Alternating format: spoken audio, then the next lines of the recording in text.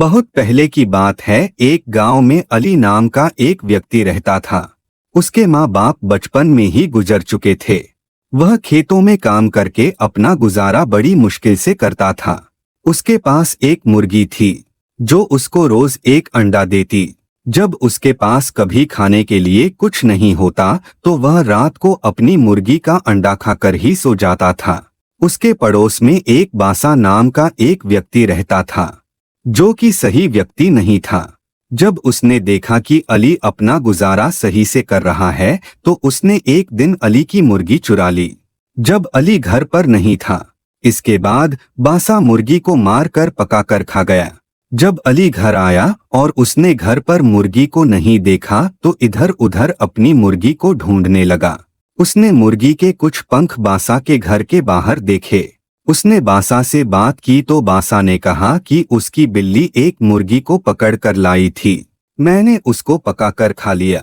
मुझे क्या पता था वह तुम्हारी मुर्गी है।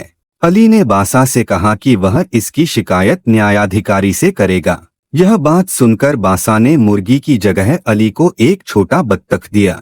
अली ने उस बत्तख को पाला जिससे कुछ दिनों बाद वह बत्तख बड़ा हो गया और अंडा देने लगा। एक रात को जब बहुत बारिश आ रही थी, एक साधु भीगता हुआ रहने की जगह मांगने के लिए बासा के घर पहुंचा, लेकिन बासा ने उसको मना कर दिया। इसके बाद वह अली के घर गया। अली ने उसको रहने के लिए जगह दी और खाना भी खिलाया। अगली सुबह वह अली के घर से जाने लगा, लेकिन जाते हुए उसने अली के बत्तख के सिर पर हाथ फेरा। इसके बाद जब बत्तख ने अंडा दिया तो वह सोने का था। अली यह देखकर बहुत खुश हुआ। अब बत्तख जब भी अंडा देता तो वह सोने का होता था। सोने के अंडे को बेचकर अली की सारी गरीबी दूर हो गई, लेकिन फिर भी वह साधारण जिंदगी ही जीता था। एक दिन बासा ने बत्तख को सोने का अंडा देते हुए देख लिया और वह न्यायाधिकारी के पास गया। वह न्यायाधिकारी से बोला कि अली ने कल मेरा बत्तख चुरा लिया है। जब न्याय अधिकारी ने अली से पूछा तो उसने सारी बात बताई कि किस तरह बासा ने ही उसको बत्तख दिया था। न्यायाधिकारी ने कहा कि मैं कल इसका फैसला करूंगा कि बत्तख किसको मिलेगा। बत्तख ने रोज की तरह न्यायाधिकारी के पास भी सोने का अंडा दिया। अगले दिन न्यायाधिकारी ने दोनों को सामान्य अंडा दिखाया और कहा कि यह कल तुम्हारे बत्तख ने दिया है।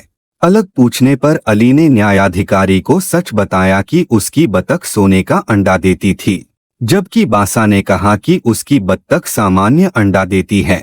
न्यायाधिकारी ने एक नया बत्तख लेकर बासा को दे दिया और अली को सोने का अंडा देने वाली बत्तख दी। अली दोबारा सोने का अंडा देने वाली बत्तख पाकर खुश हुआ।